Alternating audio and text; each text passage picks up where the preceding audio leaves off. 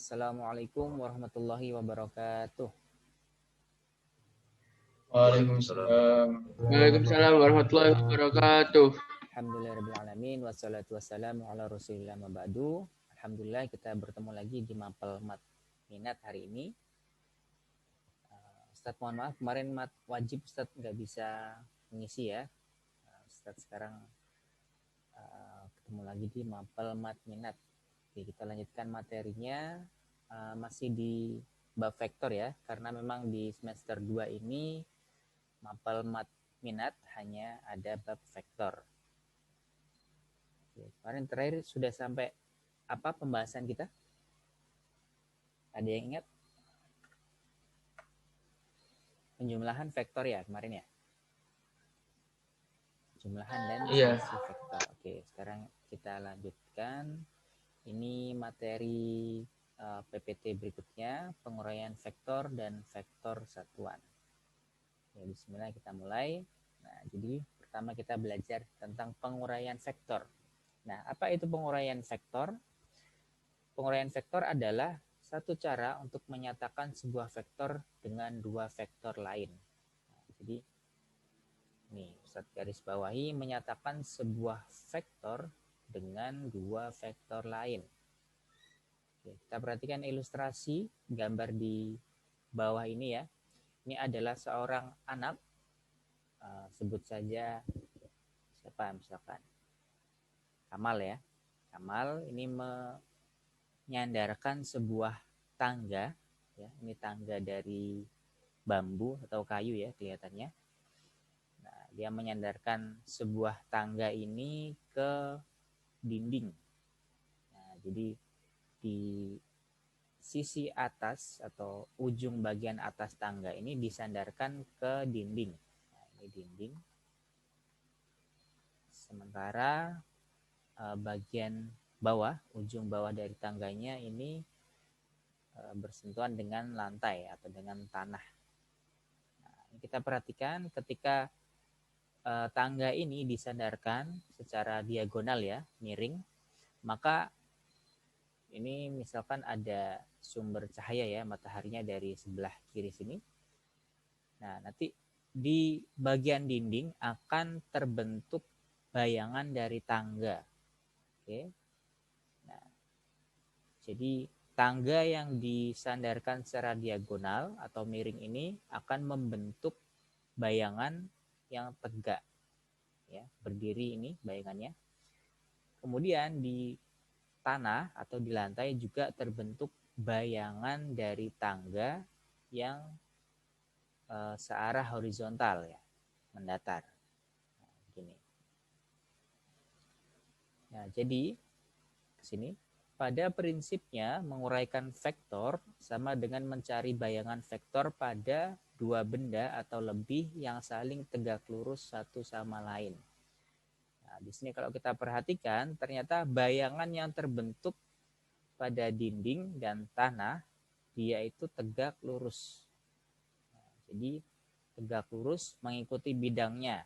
Nah, karena dinding dan tanahnya ini tegak lurus, maka bayangan yang terbentuk dari tangga juga akan tegak lurus.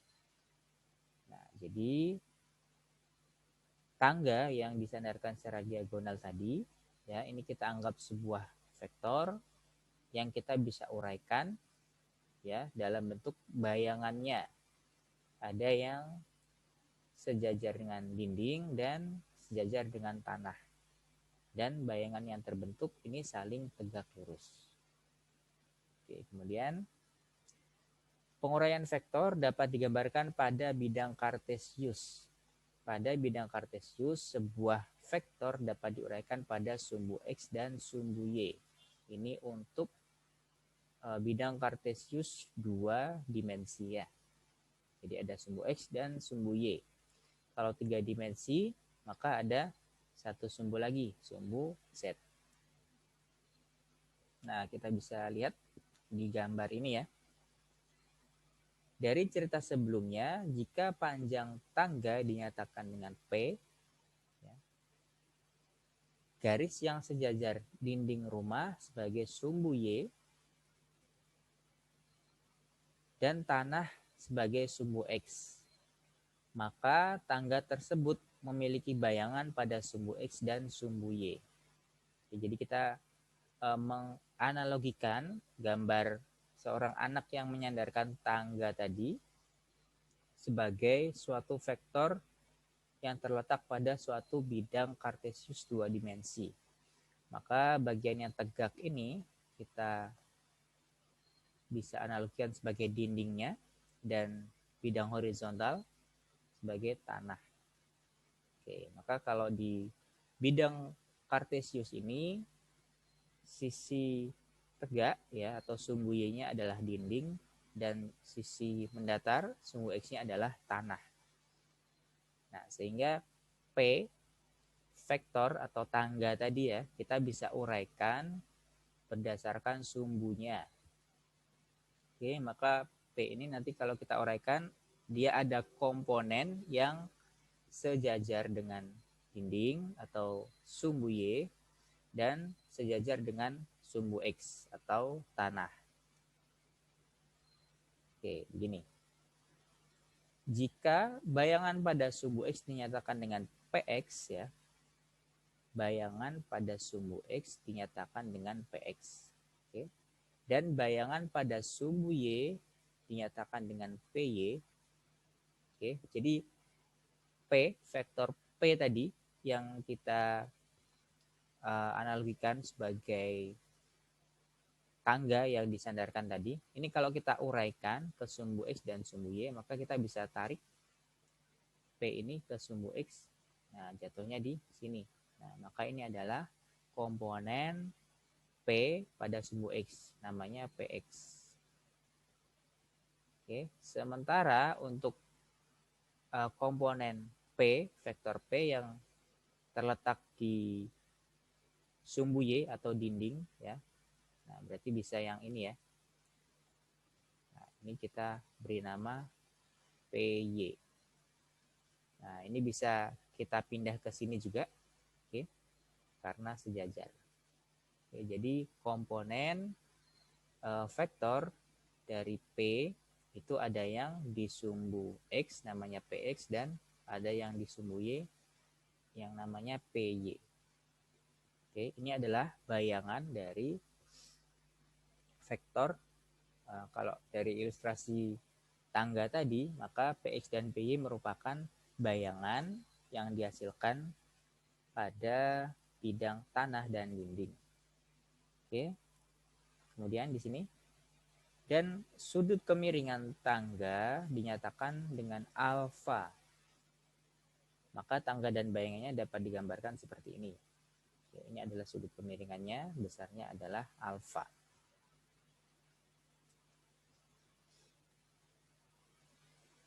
Oke, kemudian nah ini Ustadz gambar lagi di sini.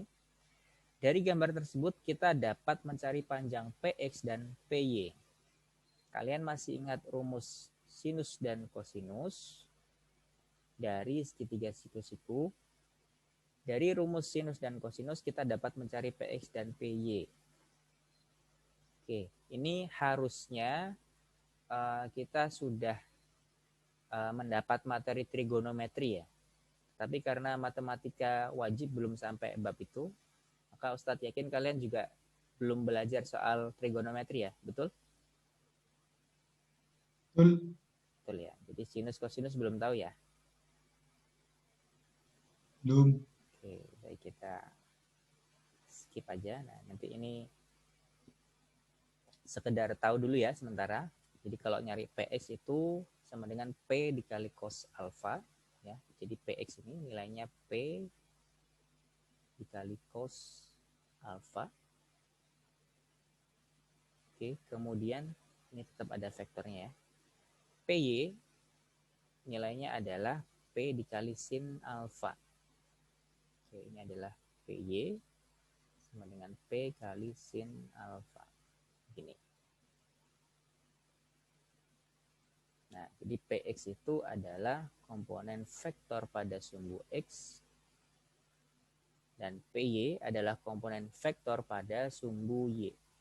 Dengan alfa adalah sudut yang dibentuk vektor dengan sumbu X positif. Oke, mungkin dari slide sini dulu ada yang mau ditanyakan? Silakan kalau ada.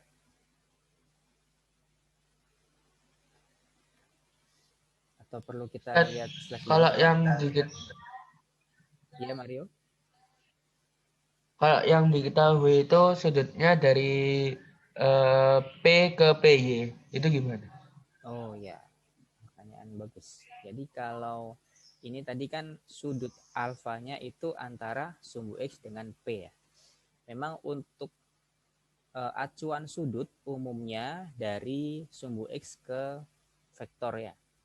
Nah, tapi beberapa soal khusus ada yang memberikan petunjuk di soalnya, ini diketahuinya sudutnya di sini. Misalkan ini sudut beta gini ya. Kalau ini sudut beta, maka kita abaikan dulu sudut alfa ini sehingga kita bisa menentukan komponen vektor searah sumbu X ya, Px ini nilainya sama dengan P dikali sin beta. Sementara komponen vektor pada sumbu Y atau PY nilainya sama dengan P dikali cos beta. Jadi ini kebalikannya ya. Kalau sudutnya alfa, maka kita Px-nya pakai cos. Kalau PY-nya pakai sin. Tapi kalau sudutnya di sini, kita beri nama sudut beta tadi. Maka, nah ini, Px-nya pakai sin, sinus ya. PY-nya pakai cosinus. Gitu. Oke. Itu ya, Mario. Iya, terima kasih. Oke. Dan nilai sinus dan cosinus untuk sementara memang kalian belum dapat materinya ya. Nanti kita akan lebih jelas ketika sudah mendapat materi trigonometri.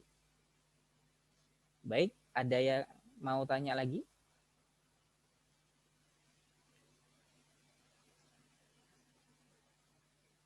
Ustaz, berarti nanti Ya. cara bedain alfa sama betanya itu bisa diketahui gitu, Ustaz? Bukan Iya, cari nanti kosin. di soal akan diketahui. Misalkan alfanya berapa derajat gitu. Misalkan ini 30 derajat atau 45 derajat gitu. Nah, nanti kalau ada nilainya, kita akan bisa memasukkan. Misalkan 30 nih ya. Jadi cos 30 itu sama dengan berapa? Nah, nanti kita akan belajar itu. Jadi kita akan tahu nilainya, tidak cuman alfa gitu ya. Kalau ada sudutnya berapa derajat, maka kita bisa tahu nilainya. Oh, Ustaz. Oke. Baik, bisa dilanjutkan ya? Atau masih mencatat mungkin? Atau slide yang sebelumnya? Mas Kamal bagaimana? Catat yang tadi gitu. Yang ini? Catat yang tadi. Oh, yang tadi. Oh, bukan. Ya itu. Oke. Ya, silakan. Saya gambar dulu, Ustaz. Oh ya, boleh Mas. Slide yang ini atau yang mana? Ini aja ya? Sebelumnya bisa, yang ini juga bisa. Oh iya, sama ya memang gambarnya ya.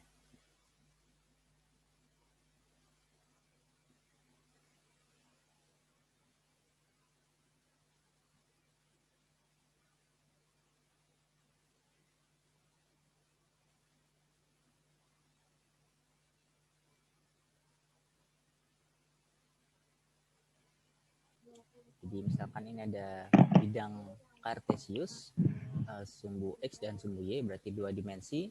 Kemudian ini vektor R.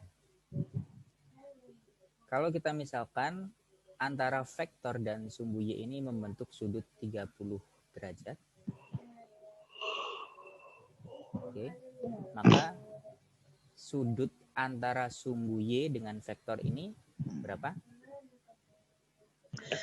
Misalkan theta, 60, 60. Nah, betul. Jadi theta ini kita bisa tentukan ya, kita cari dengan 90 dikurangin 30. derajat ya. Sama dengan 60 derajat. Kenapa 90? Karena kalau sudut siku-siku ya penuh dari sumbu X sampai sumbu Y ini totalnya 90 derajat kan ya, karena siku-siku. Maka kalau sudut theta saja itu sama dengan 90 dikurangin 30. Nah, begitu. Oke, gitu ya, Amal. Semoga terjawab.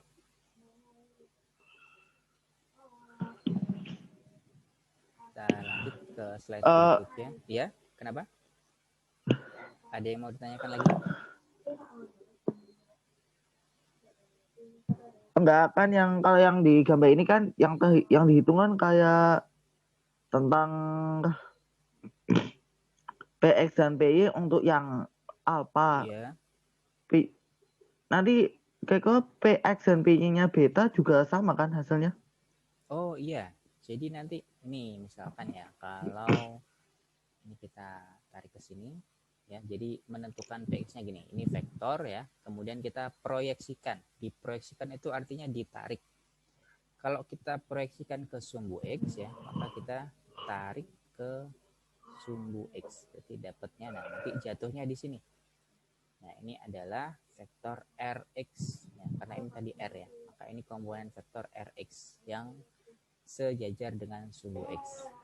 Kemudian untuk mencari RY kita proyeksikan ke sumbu Y. Jadi ditarik ke arah sumbu Y. Nah, sehingga dapat di sini ini adalah RY, komponen vektor yang sejajar dengan sumbu Y. Nah, nanti kalau kita menentukan Rx misalkan ya. Nah, nilai dari Rx adalah R. Kalau kita pakai sudut yang 30 derajat ini, jadi R dikali cos 30 derajat. Oke. Kalau kita pakai acuan sudut theta ya, theta tadi 60 derajat ini, maka kita bisa tulis R sin ya dikali sinus 60 derajat. Nah, nanti akan sama nilainya. R cos 30 itu sama dengan R kali sin 60. Ya. Karena nilai dari cos 30 itu sama dengan sin 60. Nah, begini. Oke, jadi bisa menggunakan acuan sudut yang alfa ya, atau yang 30 derajat ini, atau yang theta 60 derajat. Gitu ya, Mas Kamal. Iya, Ustaz. Begitu juga untuk RY. RY ini kalau kita pakai acuan sudut ini yang 30 derajat, maka nilai RY adalah R dikali sin 30. Dan kalau kita pakai acuan sudut theta yang nilainya 60 derajat ini, maka RY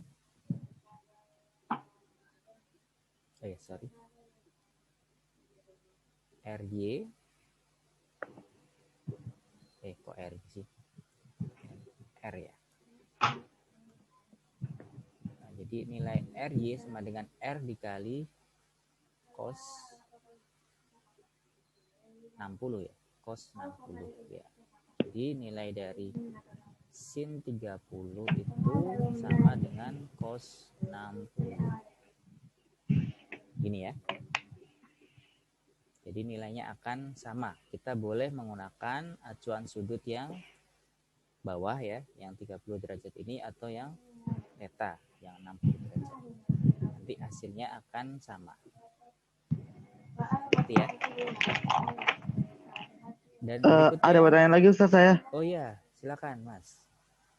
Ada lagi. Yang tercatat di keterangan itu kan sudut yang dibentuk vektor dengan sumbu F positif. Apa sebabnya? Karena alfanya mendekati garis X? Iya, betul. Jadi ini kan ditulis alfa adalah sudut yang dibentuk vektor dengan sumbu X positif ya. Berarti kan ini vektornya kan ini ya. Ini vektornya. Kemudian sumbu X positif yang ini. Jadi karena alfa letaknya di sini ya, maka dia adalah sudut yang dibentuk oleh vektor ya, vektor ini dan sumbu X positif. Nah, betul kan di sini posisinya? Gitu ya. Ya, Sir. Oke. Set, kalau misalnya sumbu Ya. X-nya negatif gitu ke kiri gitu. Oh, sumbu X negatif. Berarti ini misalkan sumbu X positif di sini, di sumbu Y, sumbu X negatif arahnya ke kiri berarti ya.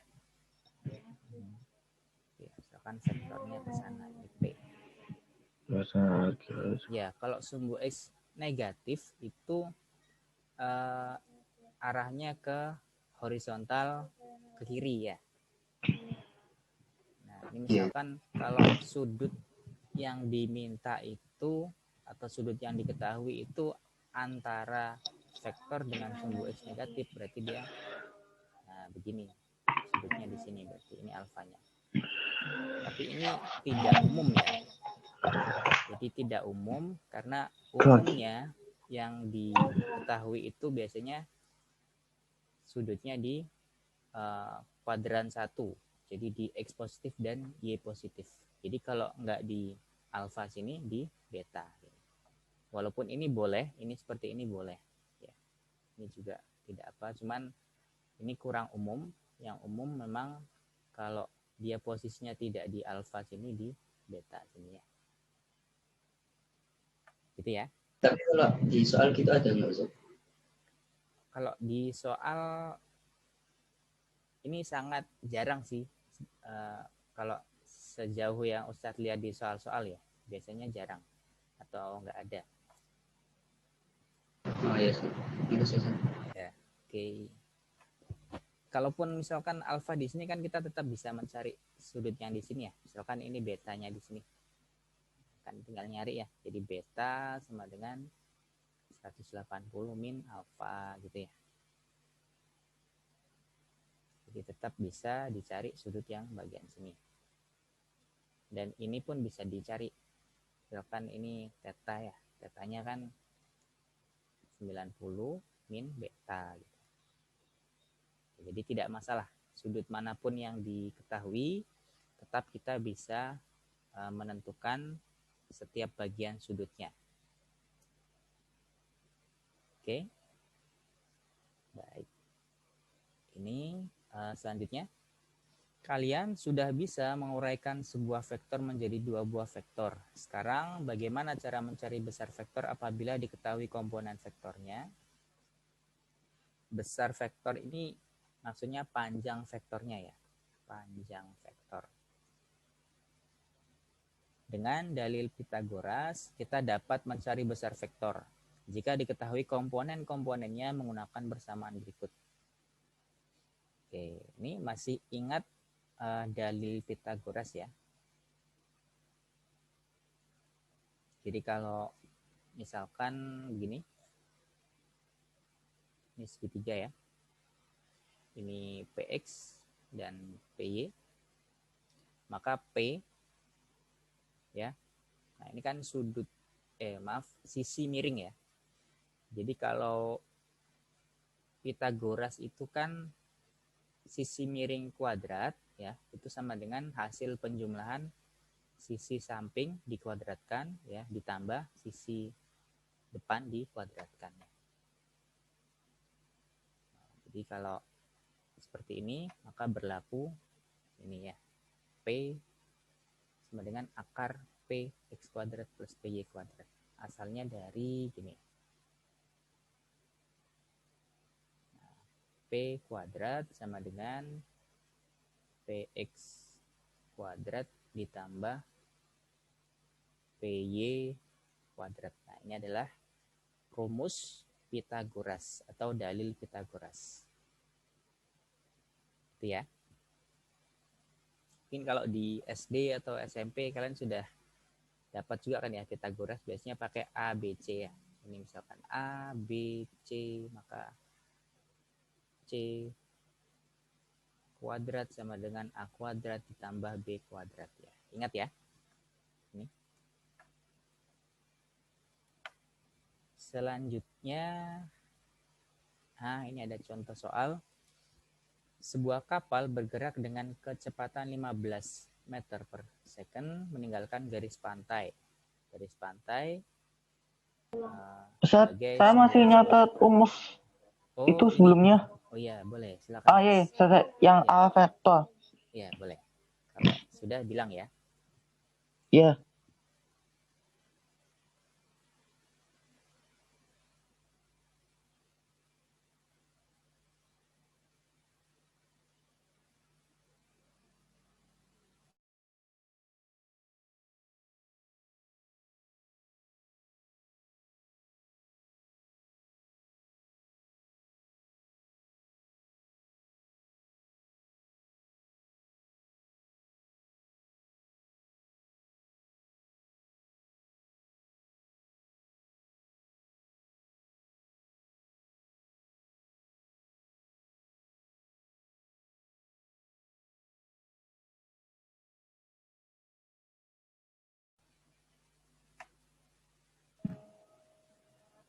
Sudah, Ustaz? Ya. Dan ini ya Ustadz sampaikan untuk setiap materi nanti Ustadz usahakan untuk merecord ya di Zoom-nya. Jadi semua aktivitas di Zoom nanti Ustadz record. Nanti Ustadz upload di YouTube aja ya. Supaya nanti kalian bisa mudah untuk mengaksesnya. Barangkali nanti mau mereview, melihat apa yang kita pelajari pada hari itu ya. Itu Ustadz bagi linknya. Oke, Ustadz lanjutkan. Dan jangan lupa like dan subscribe ya. Itu supaya channel YouTube-nya sekolah banyak subscribernya, banyak like-nya. Nanti siapa tahu dapat silver button kan ya. Kan keren itu. Amin. Oke, Ustadz lanjutkan ya. Contoh soal ini, sebuah kapal bergerak dengan kecepatan 15 meter per second meninggalkan garis pantai. Sumbu X positif pada arah 120 derajat. Jika garis yang tegak lurus garis pantai dianggap sebagai sumbu Y, tentukan besar komponen vektor kecepatan pada sumbu X dan sumbu Y. Oke, jadi kita diminta untuk menentukan komponen vektor pada sumbu X dan sumbu Y. Oke, dari soal ini, nah kita harus bisa membayangkan dulu gambarnya seperti apa. Jadi kalau misalkan arah geraknya kapal tadi 15 meter per second meninggalkan garis pantai itu sejajar sumbu X positif pada arah 120 derajat. Oke, jadi nanti dia akan membentuk sudut 120 derajat terhadap sumbu X. Oke, sementara garis yang tegak lurus pantai dianggap sebagai sumbu Y. Oke. Nah, jadi pertama ini yang diketahui, ini V-nya ini 15 ya, 15 meter per second. Kemudian sudut alfanya 120. Yang ditanyakan Vx ya dan Vy. Ini komponen kecepatan searah sumbu X dan sumbu Y. Nah, jadi seperti ini. Nah, ini ya, kita kalau terapkan di gambar ini ya, apa yang ada di soal tadi.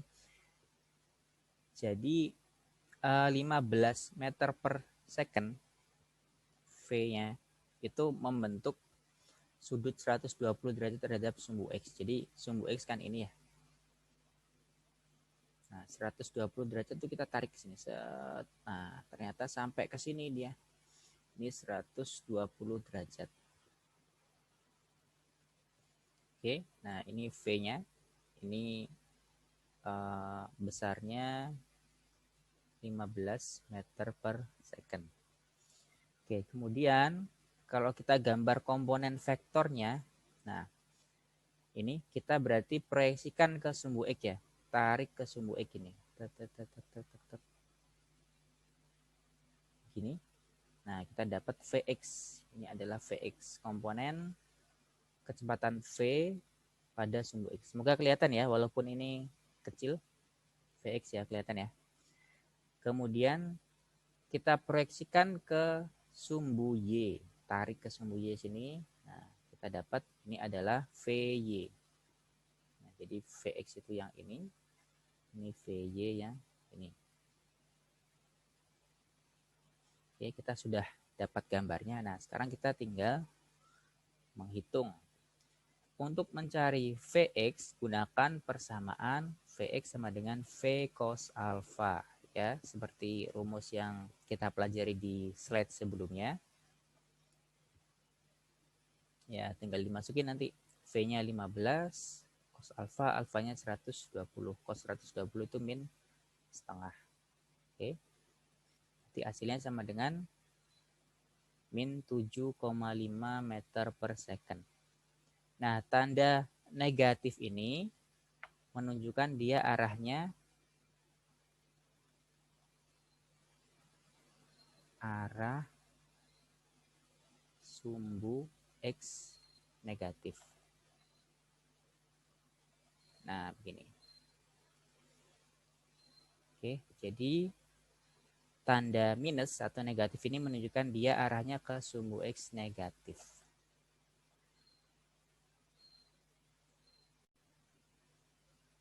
Oke.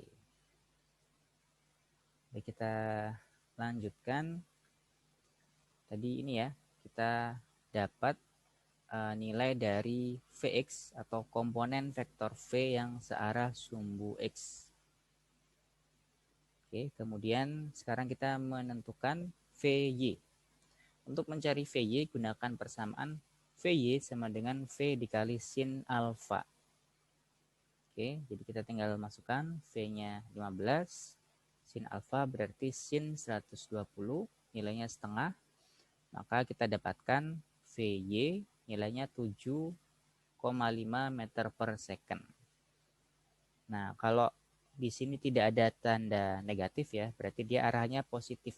Berarti arahnya ke sumbu Y positif. Nah, gitu. Nah, kalau kita lihat di gambar, maka ini akan sesuai ya. Jadi Vx arahnya ke kiri. Kiri berarti arah sumbu X negatif ya. Nah, ke sini. Kalau Vy arahnya vertikal ke atas. Ya, ke atas ini berarti dia ke arah sumbu Y positif. Nah, begini. Jadi akan sesuai dengan gambar. Oke. Ustadz, kalau misalkan dapat hasilnya tidak sama.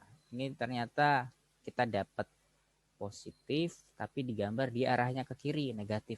Nah, berarti kemungkinan salah memasukkan nilai kosinus atau sinusnya. Nah, jadi nanti ini harus paham ya. Kalau sudah belajar trigonometri, kita akan tahu nilai kosinus dan sinus setiap sudut. Gitu. Oke. Nah, jadi komponen kecepatan pada sumbu X adalah 7,5 meter per second. Nah, ini salah ya, typo ini ya. Harusnya pada sumbu X kan tadi minus ya, minus 7,5 meter per second. Dan komponen kecepatan pada sumbu Y adalah, nah ini harusnya yang positif, adalah 7,5 meter per second. Oke. Bisa ya untuk menentukan komponen vektor. Ada yang mau ditanyakan dulu mungkin?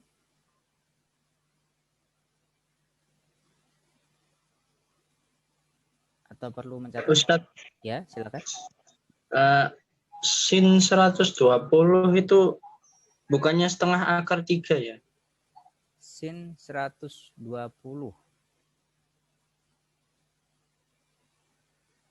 Oh, iya. Kok tahu, Mas?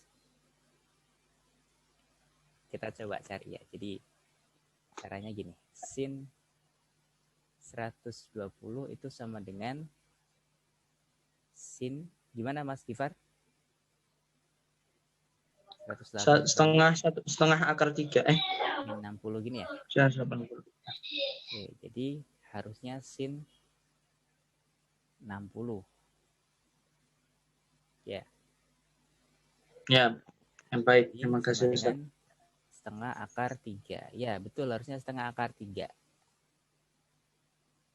Oke, kalau ini, kalau cos-nya, nah ini kita cek. Tadi Ustadz nggak terlalu memperhatikan ya, karena Ustadz kira kan belum dapat materi trigonometri. Nah, jadi kebetulan karena ini tadi ternyata salah, jadi kita cek sekalian. Kalau cos 120 itu berarti cos 180 min 60 sama dengan min cos 60. Cos 60 itu setengah ya, jadi min setengah. Nah, kalau ini udah betul ya. Nah, yang salah ini ternyata sin 120 itu bukan setengah, tapi setengah akar 3. Gini. Oke, jadi ini VY-nya harusnya 7,5 dikali akar 3 ya. Akar 3 meter per second. Kita coret aja di sini. Jadi komponen kecepatan pada sumbu Y atau VY nilainya 7, sini aja sampingnya 7,5 kali akar 3 meter per second. Ya, harusnya begini. Oke, terima kasih Mas Kifar sudah dikoreksi tadi.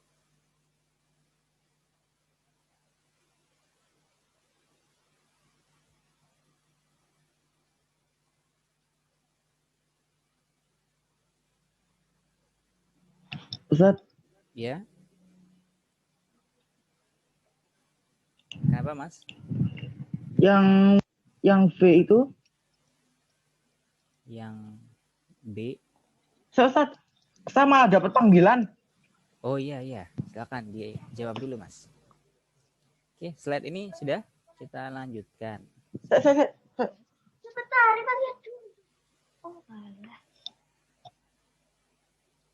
Sekarang ini vektor satuan. Nah, untuk vektor satuan ini Ustadz yakin kalian juga sudah dapat ya di fisika, betul ya? Betul, Ustaz. Oke, jadi harusnya masih ingat vektor satuan itu adalah vektor. Oh, bentar, ini ada yang ngalangin ya. Jadi vektor satuan adalah vektor yang telah diuraikan ke sumbu X, Y, dan Z. Yang besarnya satu satuan. Jadi kalau di tiap sumbu dia vektor satuannya beda-beda. Untuk sumbu X, dia vektor satuannya I, sumbu Y vektor satuannya J, dan sumbu Z vektor satuannya K. Vektor satuan digunakan untuk menjelaskan arah suatu vektor di dalam suatu koordinat, baik koordinat 2 dimensi atau 3 dimensi. Dalam koordinat 2 dimensi, X, Y, suatu vektor misalkan P dapat dinyatakan dengan notasi ini ya. Nah, jadi ini misalkan koordinat Kartesius 2 dimensi ya. Jadi ada sumbu X dan sumbu Y. Maka kita bisa uraikan nanti di sumbu X ini vektor satuannya adalah I dan sumbu Y vektor satuannya J. Dengan ada tanda ini ya, tanda topinya. Ini topi namanya. Oke, nah nanti kita uraikan P ini ke sumbu X dan sumbu Y. Sehingga kita dapatkan vektor, komponen vektor dari P, ya, yaitu PX dan PY. Nah, kita bisa tuliskan, jadi vektor P itu bisa ditulis sama dengan PXI ditambah PYJ. Ya. I ini karena dia yang sejajar pada sumbu X ya, dan PYJ ini karena dia sejajar dengan sumbu Y. Besar vektor P dapat dicari dengan bersamaan P sama dengan akar PX kuadrat ditambah PY kuadrat. Ini sama dengan yang tadi ya, pakai dalil atau rumus Pythagoras. Nah, kemudian ini untuk koordinat 3 dimensi. Jadi pada koordinat 3 dimensi ini sumbunya ada 3, ada X, Y, dan Z. Vektor satuannya ada I, J, dan K. Dan suatu vektor satuan dapat dinyatakan dengan notasi ini P sama dengan PXI ditambah PYJ ditambah PZK. Oke, ini kalau kita perhatikan di gambar vektor P ya, vektor utamanya P ini. Dia kalau diproyeksikan atau diuraikan ke sumbu X, Y, dan Z, maka akan mendapatkan ini PX, PY, dan PZ.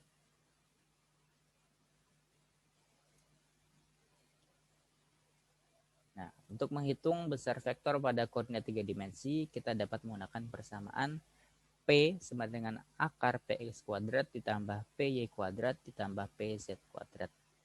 Nah, jadi mirip dengan panjang vektor di koordinat 2 dimensi.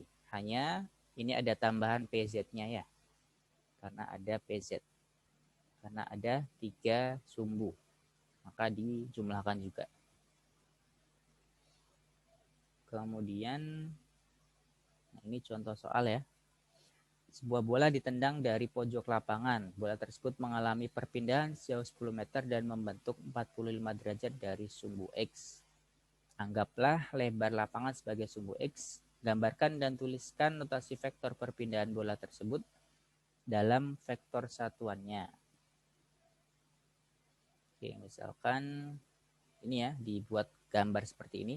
Ini adalah vektor R yang menunjukkan vektor perpindahan bola 10 meter membentuk 45 derajat. Jadi ini X itu lebar lapangan ya. Jadi ini lebar. Berarti PY-nya sebagai apa? Panjang ya, panjang lapangannya. Nah, dia nendang bolanya miring, diagonal gini, membentuk 45 derajat. Untuk menuliskan notasi vektor, kalian perlu mencari komponen vektor pada sumbu X dan sumbu Y. Jadi dicari Rx dan Ry-nya. Sama seperti contoh soal sebelumnya. Nah, jadi Rx sama dengan R cos alpha. Nanti dapat hasilnya gini. Jadi 10 cos 45 sama dengan 10 kali 10 kali setengah akar 2 sama dengan 5 akar 2. Ry adalah R sin alpha. 10 sin 45 setengah akar 2. Jadi notasi vektornya adalah 5 akar 2i ditambah 5 akar 2j. Ini ya. Ini bisa diberikan satuan ya. Satuannya meter. Karena ini meter dan ini juga meter. Dari R-nya tadi, karena R-nya diketahui dalam meter ya. Maka untuk komponen vektornya, satuannya juga mengikuti. Oke, ini ada short quiz. Nah, kita bahas bareng aja ya. Jadi misalkan ini soal nomor 1, sebuah mobil bergerak lurus sejajar trotoar dengan kecepatan 40 km per jam. Jika trotoar di pinggir jalan kita anggap sumbu X dan garis zebra cross yang tegak lurus trotoar kita anggap sebagai sumbu Y. Gambarkan dan tentukan komponen-komponen kecepatan mobil pada sumbu X dan Y.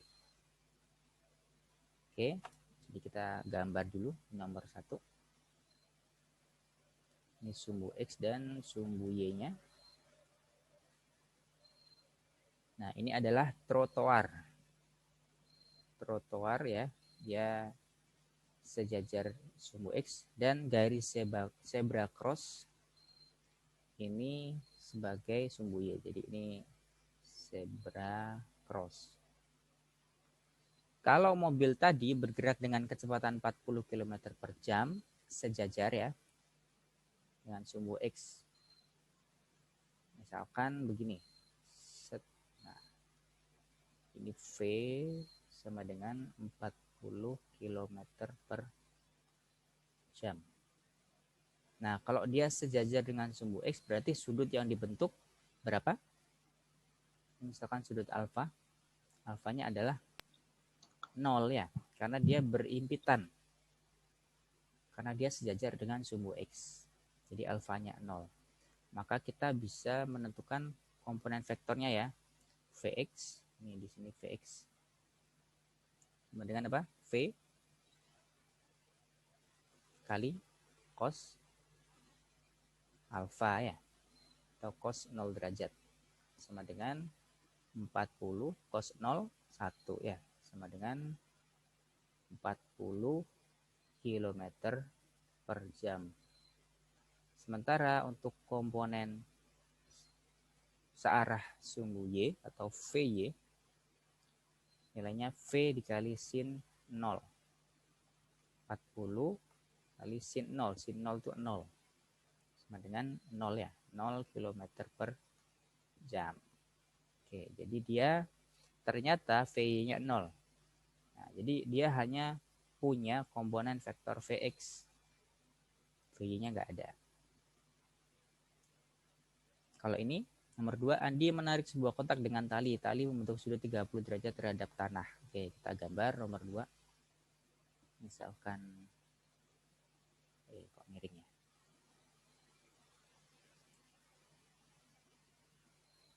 Gini deh. Sumbu X dan sumbu Y. Kemudian dia narik kotak. Oke, misalkan tarik kotak dengan tali membentuk sudut 30 derajat. Jadi nariknya ke sana misalkan. Oke, ini misalkan vektor A ya, karena Andi. Ini membentuk 30 derajat terhadap tanah. Kemudian ini dia menariknya dengan gaya 23 Newton. 23 N. Jika sin 30 derajat setengah dan, nah ini udah diketahui ya, sin 30 itu setengah dan cos 30 setengah akar 2. Gambar dan tentukan komponen-komponen vektor gaya. Oke, kita proyeksikan ya, seperti tadi. Ini adalah AX dan di sini adalah AY. Oke, kita langsung tentukan AX sama dengan A dikali cos 30 derajat. Sama dengan A tadi 23 ya. Dan cos 30 di sini diketahui nilainya setengah akar 3. Oke. Ini berapa kalau dikalikan? 23 kali setengah akar 3? 23 kali setengah itu 11,5 ya. Ya, dikali akar 3. Oke, jadi 11,5 akar 3 Newton. Kemudian AY.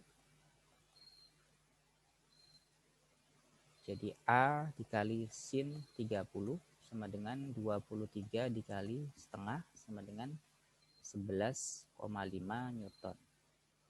Oke, maka kita bisa menuliskan A ini sebagai AXI ditambah AYJ ya, atau sama dengan 11,5 akar 3I ditambah 11,5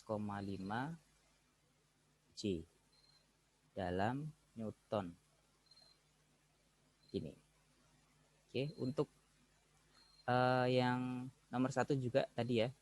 Ini kita bisa tuliskan V ini sama dengan VXI ditambah VYJ. Oke.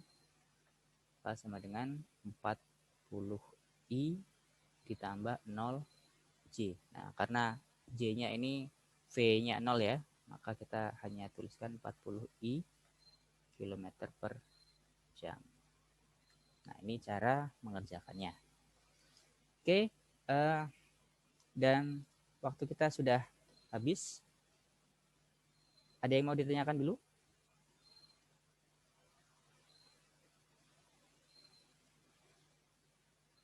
Oke, silakan dicatat kalau perlu. Atau start screenshotin ya.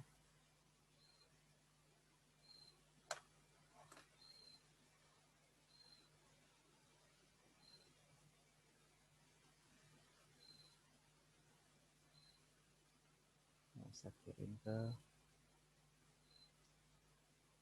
sini. Grup PJJ.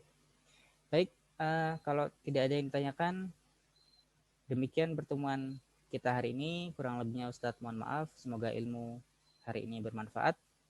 Semangat terus belajarnya. Sekian. Wassalamualaikum warahmatullahi wabarakatuh. Waalaikumsalam. Waalaikumsalam warahmatullahi wabarakatuh. Terima kasih Ustaz. Terima kasih, Ustaz. Ya, sama-sama.